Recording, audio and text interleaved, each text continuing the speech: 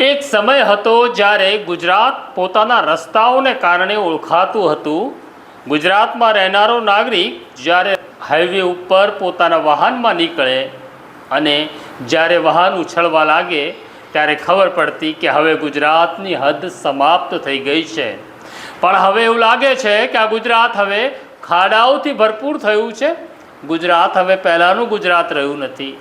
અમે તો કહીએ છીએ, પણ હવે ભાજપના નેતાઓ પણ કહે છે કે સરકારે હવે આ રસ્તાઓનો કોઈ રસ્તો કરવો પડે।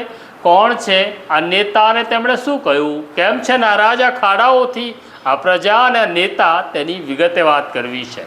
વૈષ્ણવજન તો તેને કહીએ જે પીડ પરાઈ જાનાને રે। નમસ્કાર, નવજીવન ન્યૂઝમાં તમારું સ્વાગત છે અને હું છું તમારો પ્રશાંત દયાળ। વાત કરવી છે ગુજરાતના રસ્તાઓની। જ્યારે ગુજરાત બહારના લોકો ગુજરાતમાં આવતા ત્યારે ગુજરાતના રસ્તા ઉપર આફરીન થઈ જતા હતા। ભાજપના એક પૂર્વ નેતાએ તો ત્યાં સુધી કહ્યું હતું કે અમે રસ્તા બનાવીએ છીએ એમાં માલિનીના ગાલ જેવા, અને પછી તેનો વિવાદ પણ થયો હતો।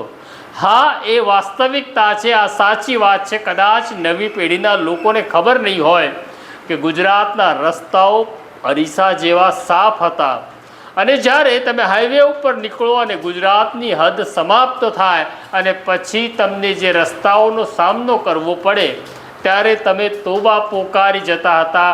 પણ આજે ગુજરાતમાં સમ ખાવા પૂરતા પણ સારા રસ્તા રહ્યા નથી। વાત માત્ર ગામડાઓની નથી, ગામડાઓ તો વેરાન બનતા જાય છે। નવા બનેલા રસ્તાઓ તૂટી જાય છે, પુલ તૂટી જાય છે, કેનાલ તૂટી જાય છે, અને રસ્તા બનાવવામાં પણ હવે ભ્રષ્ટાચાર ચાલે છે, જેમાં નેતા અને નેતાના દીકરાઓના નામ આવે છે। માત્ર વાત ગામડાઓની નથી, હવે તો અમદાવાદ, વડોદરા, સુરત અને રાજકોટ જેવા શહેરો પણ, જેને આપણે સ્માર્ટ સિટી કહીએ છીએ, તે હવે ઉબડખાબડ રસ્તાઓનું ગામડું, મોટું ગામડું બનતા જાય છે। પણ સરકારને તેની પડી નથી। અમદાવાદ જેવા શહેરમાં એક રસ્તો એવો નથી કે જ્યાં હવે ભુવાઓનું સામ્રાજ્ય શરૂ થાય છે।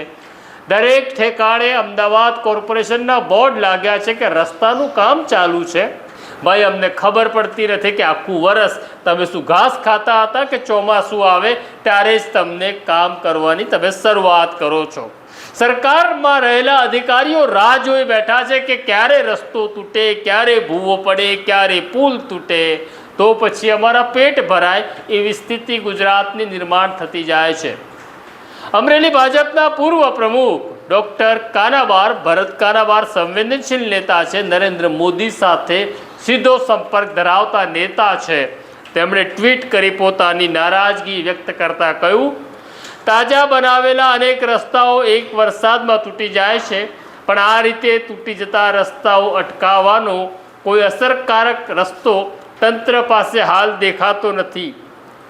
સોલાર મિશનના ભાગરૂપે આદિત્ય યાને પૃથ્વીથી 15 લાખ કિલોમીટરના અંતર સુધી પહોંચાડનાર દેશ થોડાક કિલોમીટરનો સારો રસ્તો બનાવી શકે એમાં આવડત નહીં, પણ તેની સાથે સંકળાયેલા લોકોની નિષ્ઠાની ખામી છે।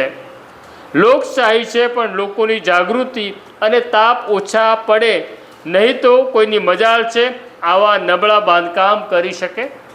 ડૉક્ટર ભરત કાનાબારે પોતાની જ સરકારમાં રહેલા અધિકારીઓ અને પદાધિકારીઓને કહ્યું છે કે તમારી નિષ્ઠામાં ખામી છે, અને મારે આ નેતાઓને અને અધિકારીઓને પૂછવું છે, તમારામાં શરમ હોય તો જે ખાડા પડ્યા છે તેમાં હવે તમારે ડૂબી મરવું જોઈએ, કારણ કે આ શહેરને, આ ગામડાઓને, આ ગુજરાતને તમે નરકાગાર બનાવી રહ્યા છો। ડૉક્ટર ભરત કાનાબારે તો લોકોની, એટલે કે પ્રજાની, તમારી ને મારી પણ ઝાટકણી કાઢતા કહ્યું છે કે આપણે નમાલા થઈ ગયા છીએ, આપણે વિરોધ કરવાનું બંધ કરી દીધું છે, નહીં તો આ સરકાર કે આ તંત્રમાં હિંમત છે કે આપણને આ દશામાં છોડે। તો આ પ્રકારની સ્ટોરી જોવા નવજીવન ન્યૂઝ જોતા રહો, બોલતા રહો। તમારા અવાજ માટે તમારે જ બોલવું પડશે, નહીં તો સબકા સાથ સબકા વિકાસની વાત સરકાર ભલે કરતી હોય, વિકાસ તમારો નહીં થાય। વિકાસ માત્ર અધિકારીઓનો, નેતાઓનો થશે। તો અમારી ચેનલને સબસ્ક્રાઈબ કરો, અમારી સાથે વાત કરતા રહો। મને અને મારા સાથી ફૈઝાન રંગરેજને રજા આપો. નમસ્કાર. વૈષ્ણવજન તો તેને કહીએ જે પીડ પરાઈ.